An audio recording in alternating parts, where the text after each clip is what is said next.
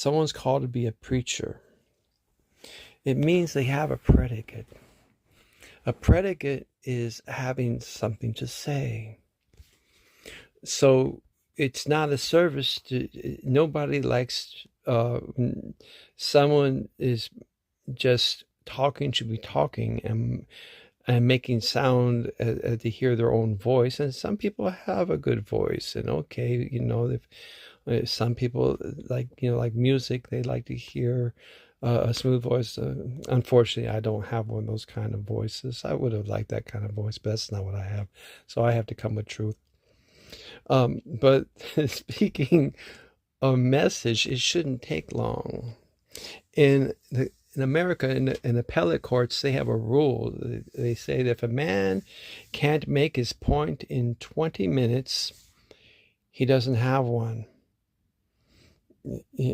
So in other words, someone can say something, and if it doesn't ring true, they might try to do all kind of gymnastics to try to impress, dazzle and bedazzle, and try to confuse people and to forget what they had to say in the first place. But we have a gospel message, and our message we must deliver is concerning that our King, our Maker, was manifested in the flesh, and he came as a servant, and he didn't take people into captivity.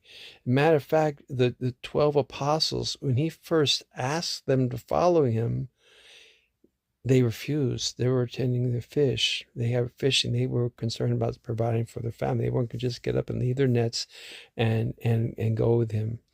But after he caused all those fish to come in the nets where they're overflowing with prosperity, with all the fish, then they got up and followed him. So that later on, but at first they didn't follow him, and he didn't hold them accountable for that, or he didn't go look for some others. But no, he still received them. He asked them again. So he is very humble. And then he didn't come and take a wife to have a pleasure of comfort for his bed and children to be raised.